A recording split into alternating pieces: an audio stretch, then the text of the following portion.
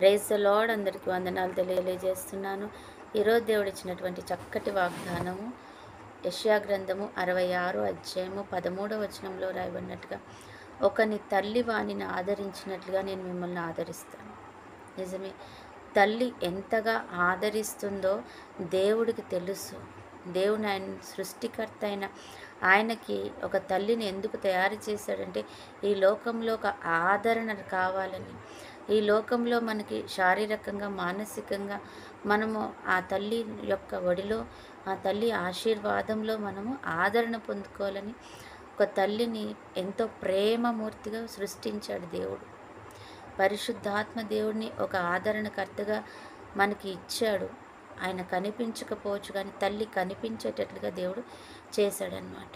ఎందుకు అంటే, ఈ లోకంలో తల్లి నువ్వు ఎలా ఉన్నా ప్రేమిస్తుంది. నువ్వు అందంగా లేకపోయినా, బహు కురూపిగా ఉన్నా ప్రేమిస్తుంది. నువ్వు మంచివాడివి, మంచిదానివి కాకపోయినా ప్రేమిస్తుంది. నువ్వు ప్రేమించినా ప్రేమించకపోయినా ప్రేమిస్తుంది. అవును, అలాగే నువ్వు ఎటువంటి పరిస్థితిలో, నువ్వు బలహీనుడివైనా, చదువుకోని వాడివైనా, నీకు ఉద్యోగం లేని వాడివైనా, నువ్వు ఏ స్థితిలో, దిగజారిపోయిన స్థితిలో ఉన్నా, ఒక పాపపు స్థితిలో ఉన్నా ప్రేమిస్తుంది. నీవు అవిటివాడివైనా లేకపోతే కుంటివాడిని ఏ స్థితిలో ఉన్నా తల్లి ప్రేమిస్తుంది.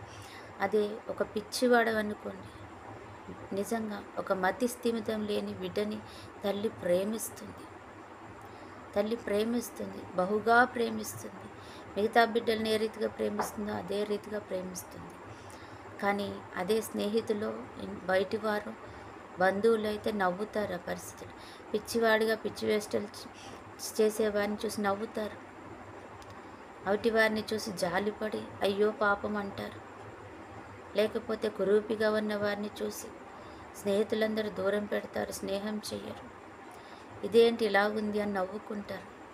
ఇలా ఏ పరిస్థితిలో ఉన్నారో వారికి ఆ యొక్క అవమానం, ఆ పరిస్థితి వస్తుంది. పాపివైతే అసహించుకుంటారు. ఇంకా ఏ స్థితిలో నువ్వు ఉన్నావో దానిని బట్టి మనల్ని దూరం పెడతారు. కానీ తల్లి దేవుని ప్రేమను కలిగి ఉండి దూరం పెట్టదు. తల్లి ప్రేమిస్తూనే ఉంటుంది.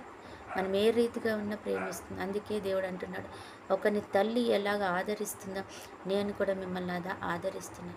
ఈ లోకంలో మీకు తల్లి ప్రేమ తెలుసు కదా, దానికి నూరంతలుగా నేను నిన్ను ప్రేమిస్తాను. తల్లైనా ఒక్కొక్కసారి విడిచిపెడుతుంది, ఒక్కొక్క పరిస్థితుల్లో తల్లి కూడా విడిచిపెడుతుంది. కానీ ఆ తల్లిని మించిన ప్రేమ నేను మీకు అందిస్తాను. ఆ తల్లి ఒక్కొక్కసారైనా విడిచిపెడుతుంది, ఆ ఒక్కసారి కూడా నేను విడిచిపెట్టను. నేను మీకు ఆదరణగా ఉంటాను. దేవుడు వాక్యం సెలవిస్తున్నాను. అందుకని అంత గొప్ప ప్రేమ ఇవ్వగలిగే దేవుణ్ణి మనం అంటి పెట్టుకుని ఉందాం, మేలు పొందుకుందాం. ఆమేన్. ప్రార్థన.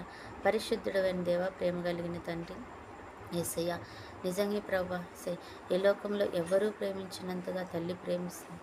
తల్లిని మించి ప్రభా యేసయ్య మీరు ప్రేమిస్తున్నానని చెప్పారు. ప్రభా నీకు వందనాలు. అటువంటి గొప్ప కృప, ఆదరణ, సమాధానం, సంతోషం మాకు, మా కుటుంబాలకు నువ్వు దయచేస్తున్నందుకు వందనాలు చెల్లిస్తున్నాం. నీ ప్రేమను బట్టి నిజంగా కోట్లాది స్తోత్రాలు చెల్లిస్తున్నాం తండ్రి. ఆ ప్రేమను బట్టి మేము తండ్రి నీ వైపుకు ఆకర్షితులయ్యే కృపను మాకు దయచేయండి. ఈరోజు బర్త్డే, మ్యారేజ్ డే జరుపుకుంటున్న బిడ్డలను కూడా దీవించండి, ఆశీర్వదించండి. రెండంతల ఆత్మతో నింపుకొని నడిపించుకొని ఘనతయు మహిమ ప్రభావాలు పొందుకొని, అలాగే ప్రభా యేసయ్య చూసిన ప్రతి ఒక్క బిడ్డ ఈ ఆరోగ్యం, దీర్ఘాయుష్, ఐశ్వర్యం, కాపుదల, క్షేమం దయచేయమని యేసు నామములో ప్రార్థిస్తున్నాం తండ్రి. ఆమేన్.